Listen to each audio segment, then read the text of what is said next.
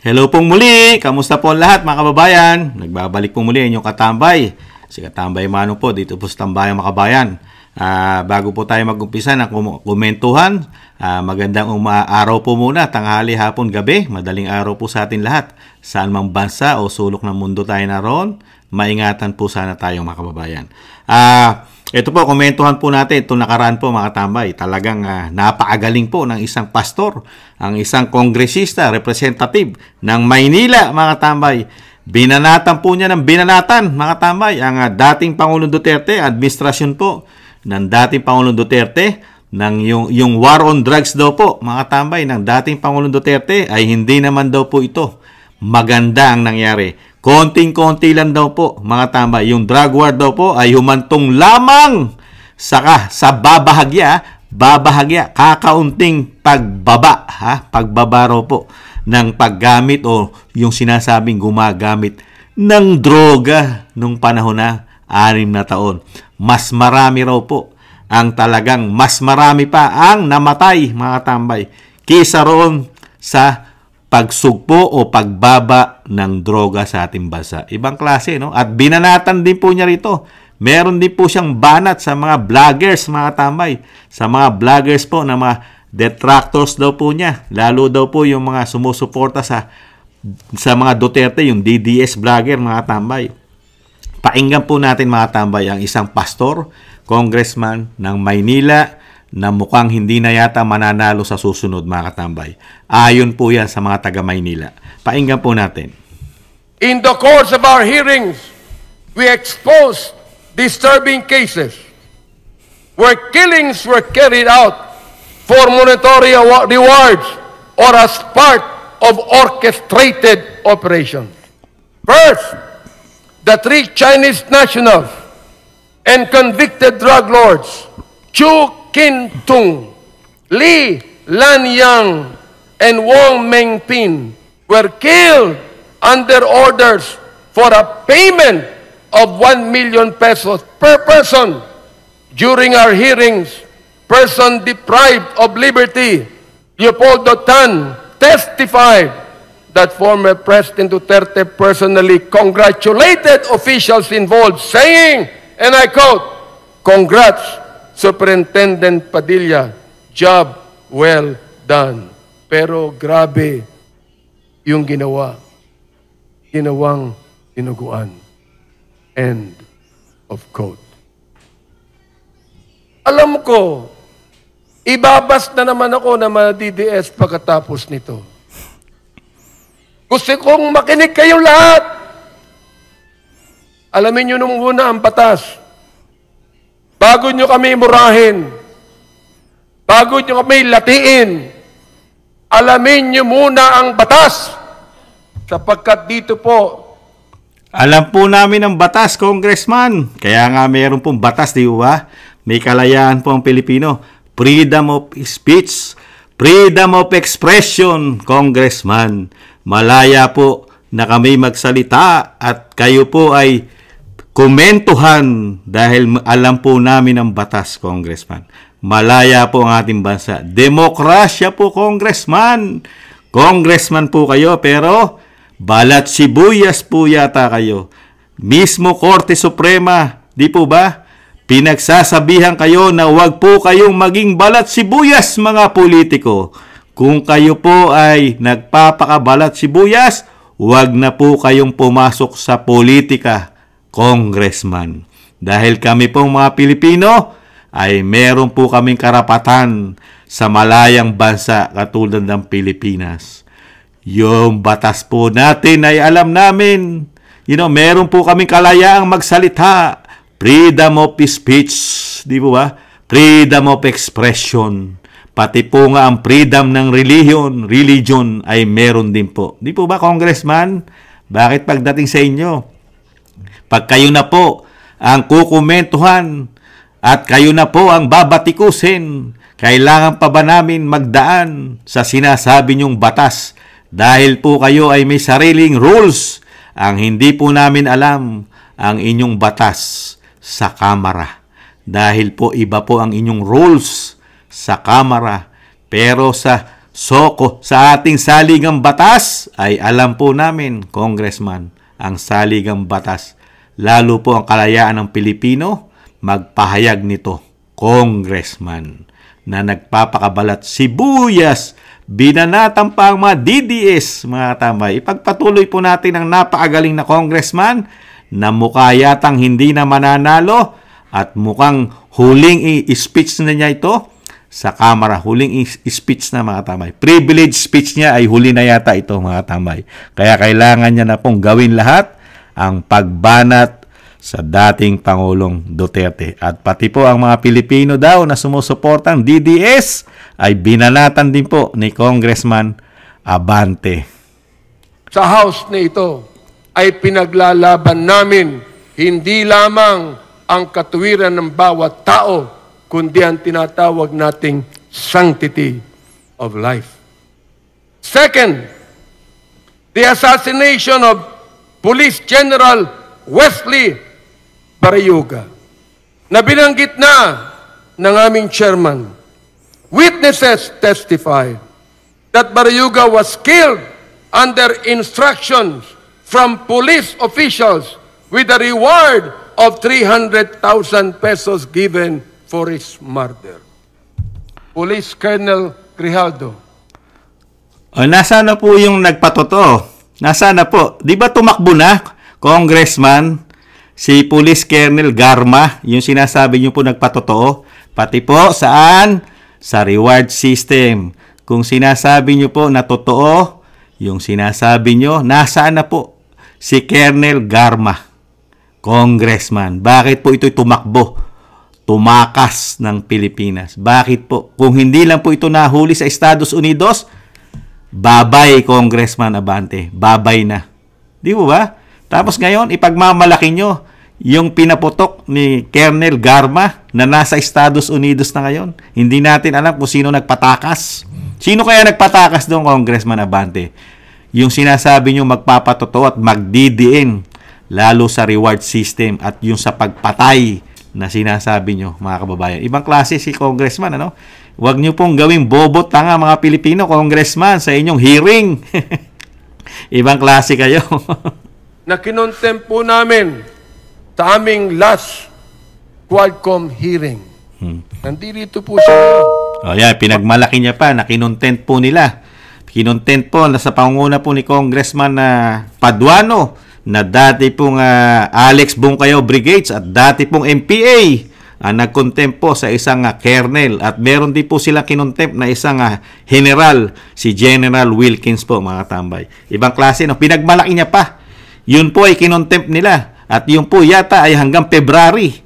Kung hindi po nakakamali si Kamanong, napakatagal po nila ikukulong. Daig pa po nila ang may nagbaba ng martial law. Parang may martial law po sa loob ng institusyon ng Kamara. Grabe po. Wala pong kaso ang Colonel Grijaldo, pero ikinulong nila. Daig pa nila ang mga diktador. Napaka-diktador po yata nila ngayon. At sobrang batas ang ginagawa nila. Batas militar na yata o parang martial law na sila. Kung magdeklara po ng batas ang kanilang rules. Ganun po katindi po ngayon ang institusyon ng Kamara, mga tambay. At pinagmamalaki pa ng isang pastor, mga tambay, pinagmamalaki pa. Kaya nga pinamukha sa kanila ng BP Sara. Yung ginagawa nila ay nakakahiya. Nakakahiya na tayo sa ibang bansa dahil ganitong klase lang pala tayo. Merong mga mambabatas na hindi alam ipatupad ang batas. Puro paglabag sa batas. Dahil nasupalpal nga sila ng Vice President yan, di ba? Sinupalpal sila pagdating sa paggamit ng batas. Di ba? Pero ang isang pastor ay very proud pa siya na nahandun daw po ang Colonel Grijaldo. Ikinulong nila. Proud na proud pa, mga kababayan. Abangan nyo na lang po. Pastor Abante, pag hindi na po kayo congressman, mukhang delikado na po daw kayo sa Maynila. Mukhang hindi na po kayo mananalo. Ayon po sa mga kababayan nyo sa Maynila. Paano po kung hindi na po kayo manalo? Marami po yan. General po yan. Iisa lang po kayo. Isang Pastor Abante lang po. Paano po yung mga general? Napakarami po niyan. Yung ginawa nyo po ng yung pinahiya nyo, ipinahiya nyo na sa Kamara at ipinakulong nyo pa. Bilog po ang bola. Bilog din po ang mundo. Paano po pag nabago na po sitwasyon? Ano naman po kaya ang mukhang ihaharap nyo sa mga general at mga kernel na pinakulong nyo at pinahiya nyo na walang kaso? Puro ito'y guest resource lang to, resources person lang ito, mga guest lang ito, mga tambay. Kinukumbida lang nila ito, pero ipinakukulong. Panahon po kasi yan, mga tambay. Panahon po kasi ngayon ni Congressman Abante. Kaya po ubod ng tapang yata sa kanyang privilege speech, na huling privilege speech na po yata niya, mga kababayan. Ipagpatuloy natin. Narinig niya. Anong ginawa niya nung siya ang Chief of Police ng Mandaluyong City? Ang general na ito ay pinatay doon sa Mandaluyong. Walang police report, walang investigation report, walang ginawa ang Chief of Police na ito. Siya ba'y tinanggal sa pagiging Chief of Police? Hindi, mga kaibigan. Samantalang yan palagi ang... Bakit hindi nyo kasuhan? Napakarami pala nakakita paglabag kay Colonel Grijaldo. Wala kayong kaso. Puro privilege speech ang ginagawa nyo. Ibang klase kayo. Di ba ba? Wala kayong kaso. Privilege speech lang. SOP ng Philippine National Police. We heard testimony that revealed that police officers had killed quotas and were rewarded for complying with them. Police Lieutenant Colonel Espinido detailed that a 20,000 peso reward was paid per kill. Yan po ang kanyang statement. Sumablay na nga kayo riyan. Di ba ba? Pakakasuhan na nga kayo ni dating Pangulong Duterte. Hintay-hintayin nyo lang po, di ba ba? Dahil mismo ang nagpatotoo na scripted po ang ginagawa nyong sinasabi nyong reward system. Kasama ka ron sa pinasabog po ni Colonel Grijaldo sa Senate. Kayong dalawa ni Congressman, ni Congressman, sino Congressman? Yung artista po, di ba ba? Na taga Laguna. Si Congressman Fernandez, kayong dalawa po, pinapipirma nyo po at ginagawa nyo po na script na dapat po ito ang sabihin nila sa Quadcom Committee na totoo ang reward system. Kaya nga nagkadaleche-leche, galit na galit po yata kayo dahil po hindi nasunod ang script na gusto nyo pong palabasin na totoo ang reward system na meron kanyong 20,000.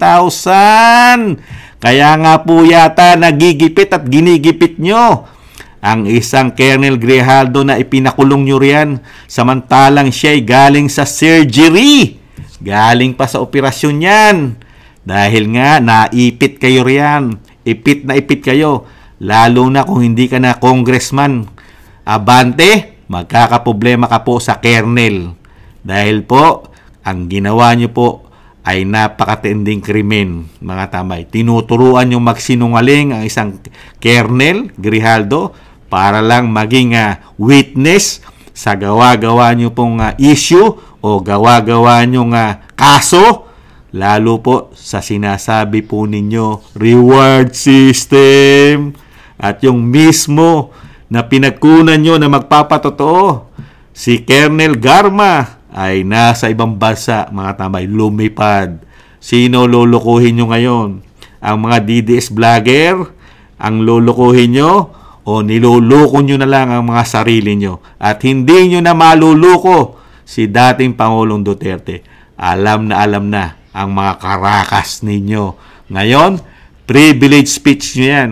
Sino maniniwala sa inyo? Yung nababayarang vlogger, nababayarang mainstream media, at syempre po, mga drug addict, drug lord, mga kumikita sa droga ang maniniwala na lang po sa kanya. Yata. Our investigation also unearthed cases where the drug war served as a tool to eliminate competition among drug syndicates. Ganon? Witnesses such as Mr. Kerwin Espinosa. Wow. And former police officials SPO3 Artunio Las Cañas and Police Colonel Eduardo Acerto revealed the dark reality of a policy that prioritized kill. Nakita niyo mga tamay, ang mga resource person, ang mga kinuha na niya po ng mga sinasabing witness ay isang drug lord, si Kerwin Espinosa. At yung mga may kaso na mga pulis nasangkot sa droga, mga tambay. Yan po ba'y paniniwalaan ng korte? Mga tambay, ibang klase ka, congressman. Mga pinagkakatiwalaan na ngayon ng korte ay masangkot at may mga kasong pagpatay at sangkot sa illegal na droga. At nakita po ba natin ang dating Pangulong Duterte na na-involve po sa droga? At nakita po ba natin na ubod ng yaman at isang damukalang mansyon at kay gagara ng mga sasakyan at kay gagara ng kasuotan at isang damukalang mga alahas na katulad ng isang Congressman Abante? Nakatamay, ang pumuputok po sa social media, napaagara ng pamumuhay ng pastor. Mga katambay, mga personal na gamit, puro milyon-milyon ang halaga. Ang sasakyan, mga katambay, ubod din ng mamahal. Sino kaya ang may proteksyon sa droga? Sa drug lord, mga kababayan. Sino kaya? Ang dating Pangulong Duterte kaya? O ang congressman kaya, mga katambay? Dahil nakikita sa pamumuhay, mga katambay. Mga katambay, isang pastor, pero ubod ng dami ng pera, ubod ng yaman ng pastor, mga tambay. Ibang klase po ngayon. Pero sa privilege speech niya, ang tanging may kasalanan at may problema at nagkasala sa loob ng Kamara ay ang dating Pangulong Duterte, Senator Go at Senator Bato, mga tambay. Ibang klase po ang pastor. Kill, kill, over, jail, jail, jail.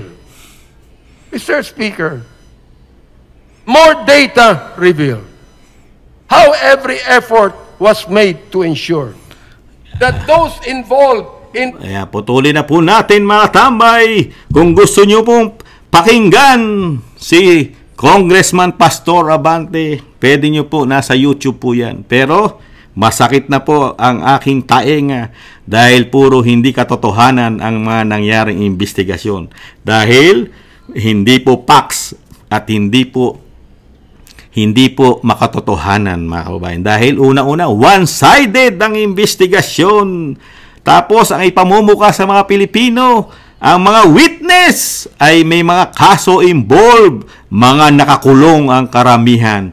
Involved sa droga, krimen, pero pinagkukunan ng matibay na ebidensya ng Quadcom Committee, mga kababayan. Ibang klase. Ang dapat, yung lifestyle check, ang unahin kung gaano kayaman ng isang Pastor Abante, mga tambay. Yan po ang napaka-importante. At ibalik tanaw po natin, mga katambay, kung paano po magkamal ng pera sa Kamara. Ayon na rin sa dating Pangulong Duterte. Kung ano ang ginagawa nila sa kaperahan natin. At nakikita natin sa kanilang pamumuhay yata, napakaganda ng katayuan. Lalo sa kanilang pamumuhay, sa kanilang mga personal na gamit. Kitang-kita po, mga katambay. Dahil yata dito sa pera ni Juan de la Cruz. Pakinggan po natin, tingnan po natin kung ano ginagawa nila sa kaperahan natin.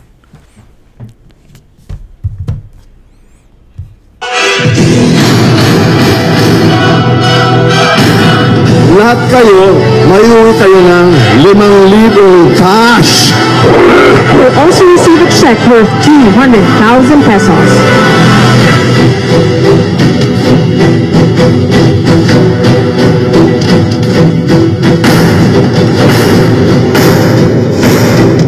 Ang gobyerno na ito, walang project. Saan ang pera namin? PhilHealth, 89 billion. Ang naiwan, 29 billion na lang. Ang Maharlika Fund, ang target nila sa 250 billion. Kinuna nila ang GSIS ng 62.5 billion. Yan, pera rin ng mga taga-gobyerno yung empleyado. Ang SSS, kinuha rin 62 billion. Private rin yan. Naubos ni Romualdez kasi Romualdez, Oh, may tag 5,000 kayo ngayon. Kita ko sa CCTV ko yun. So, kung walang pera, anong gawin nila? Maghiram.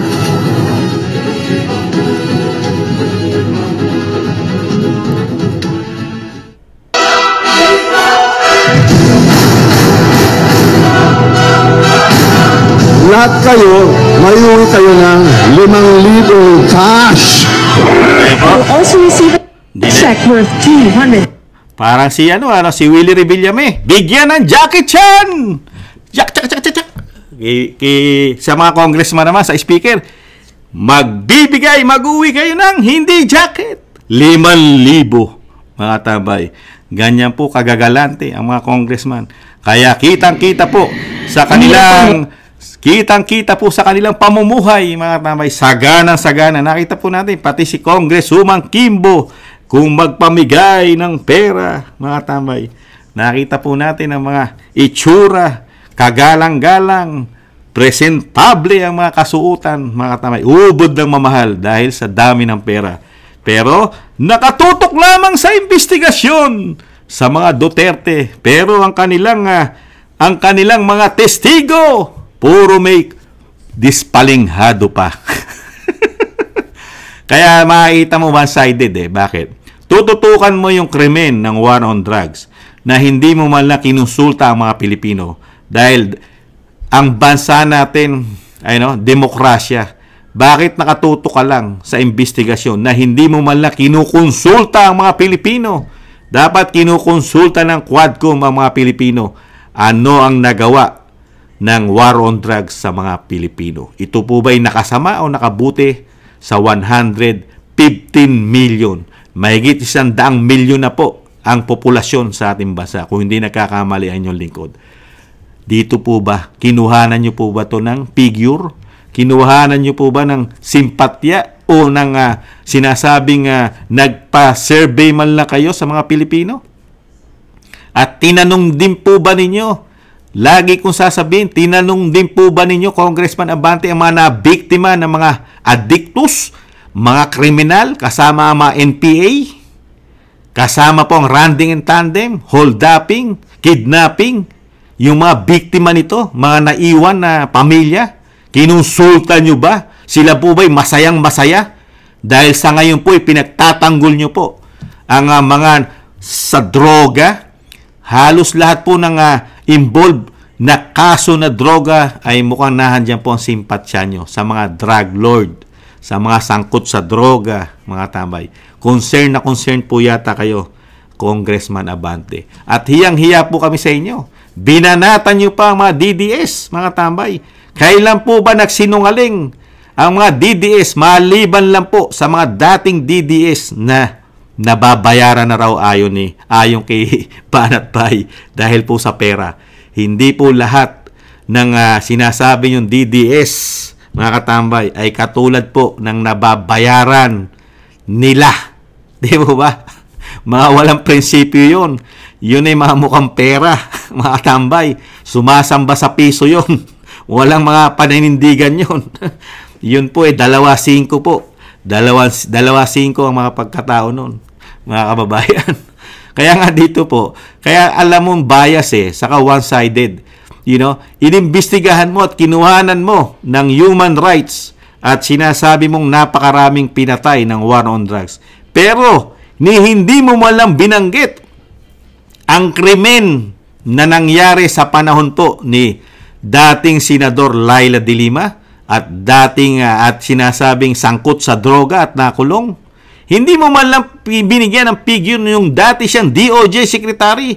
Ang namatay, mga karamihan ay normal na tao, pinagpapatay, napatay ng mga running in tandem, NPA at sari-saring kriminal ang pumatay. Ang napatay po sa panahon po ni Laila de Lima nung siya ay DOJ Secretary, sa panahon po ni Pangulong Pinoy, ay hindi bababa sa 18,000 crime.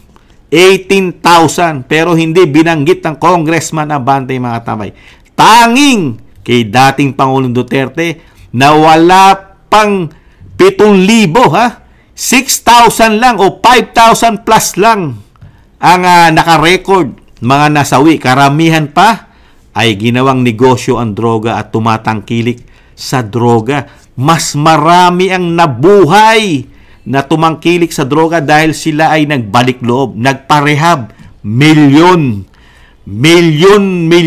ang nagbalik loob sa droga. Tinanggal na po nila. Iniwanan nila ang bisyong droga. Milyon na nagparehab. Kaya nga, ginahol tayo. Nung panahon ni dati Pangulong Duterte, ginahol ang gobyerno magpagawa ng mga rehabilitation center, mga rehab. Di po ba? Hindi nyo po ba natatandaan yun? Halos lahat na gamit para lang po magparehab ang mga Pilipino dahil sa dami po ng gustong talikuran ng droga. Milyon! Nasa record po yan. Nasa record din po ng... Nasa inyo po yan. Alam nyo po yan. Congressman kayo. Abante. Alam nyo. Mas marami ang nabuhay na mga addictus kaysa ron sa mga hindi nagbalik loob na tinangkilik, ginawang bisyo, ginawang hanap buhay ang droga, at karamihan po dyan ay mga pulis. Involved ang mga pulis dahil sila yung mga eskalawag, yung sinasabi nga po ng ninja cops na tinangkilik, ginawang hanap buhay ang droga na nasugpo ni dating Pangulong Duterte yan nung panahon niya. Dahil itong mga pulis na ito, sila mismo, ginagamit nilang may hirap na mismo, nire-recycle di po ba nila ang droga at pinabebenta muli sa merkado. Di po ba nawala yan? Lahat yan ay nawala. Tumino. Ang mga kapulisan natin ay tumino ng 6 na taon. Ngayon po ba, matino po ba ang ating kapulisan ngayon sa bagong Pilipinas? Kayo po tatanungin ko, Congressman Abante, matino po ba ang ating kapulisan ngayon? Kayo po mga kababayan, ano sa tingin nyo sa kapulisan natin ngayon? Matitino po ba? Lalo po sa issue ng droga? Di po ba? Kaya nga itong ginagawa ni Congressman Abante, yan po hanggang privilege speech na lang po yan sa Kamara. Hindi po kakatigan ng korte yan. Yang sinasabi po niyang paninira na yan na ang kinukunan mo lang ng ebidensya, resource person mo, puro dispalinghado. At yung sinasabi mong reward system na sangkot pa ang Senador Go at sangkot din sa war on drugs ang Senador Bato. Tapos yung pinagkunan mo ng resource o ebidensya ay nasa ibang bansa na. Tumakbo na, tumakas. Yung po ba? Kung yung po ba'y totoo ang sinasabi nun, tatakas ba yon? Si Grijaldo, sa tingin nyo mga kababayan, tatakas ba yon? At makakatakas mo ba yun? Di mo ba? Pero ngayon, ang ginigipit nila, yung nagpatotoo na hindi totoo ang reward system.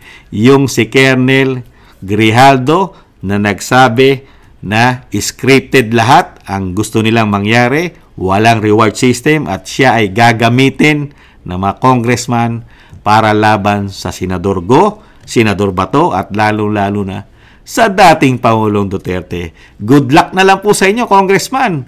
Malaki po ang usap-usapan sa Maynila. Sa Maynila, pati po yung mga kababayan po natin, yung iba po, nagme-message sa akin, nagko-comment.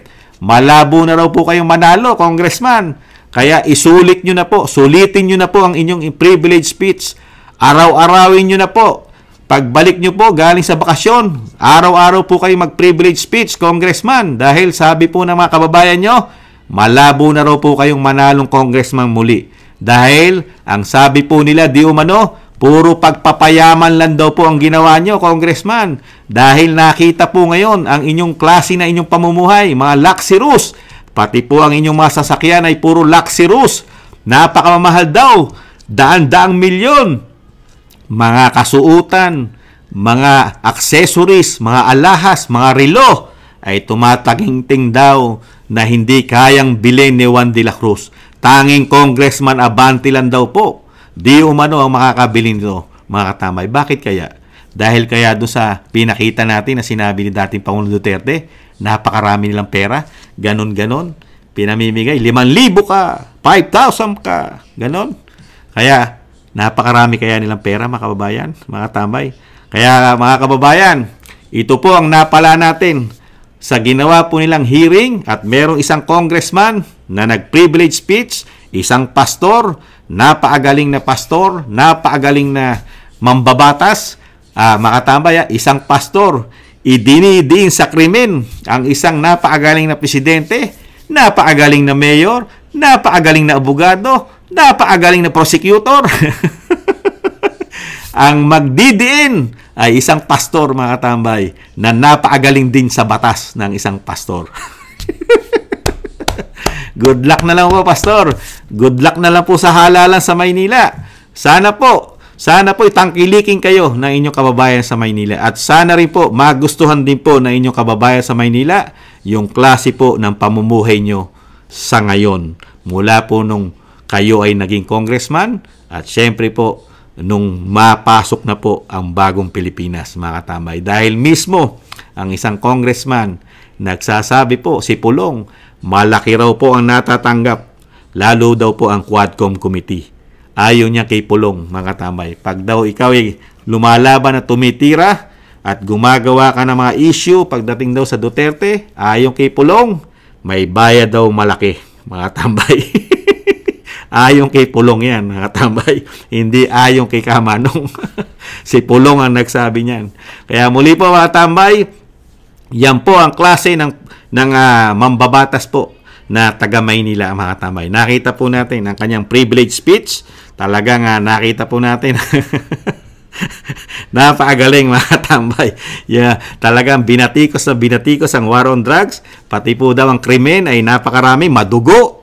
Pero hindi niya nakita yung krimen ni Senadora Laila de Lima nung siya ay DOJ Secretary sa panahon ni Pinoy. At hindi niya rin nakikita ngayon laganap ang krimen, laganap ang droga ngayon sa bagong Pilipinas, mga katambay. Hindi nakikita ng pastor yan, mga katambay. Good luck na lang sa iyo. Pag naging presidente, ang BP Sara, sana ganyan din po kayo katapang, Congressman Abante. Muli po, si Katambay Manong, maraming salamat po sa mga nagusto po ng ating Tambayang Makabayan sa YouTube at TikTok. At ganoon din po sa mga nagla-like, share, subscribe, and comment. Maraming salamat po. Maraming salamat po, mga kababayan. Sa muli po, ingatan nawa po tayo. Paalam. Bye-bye.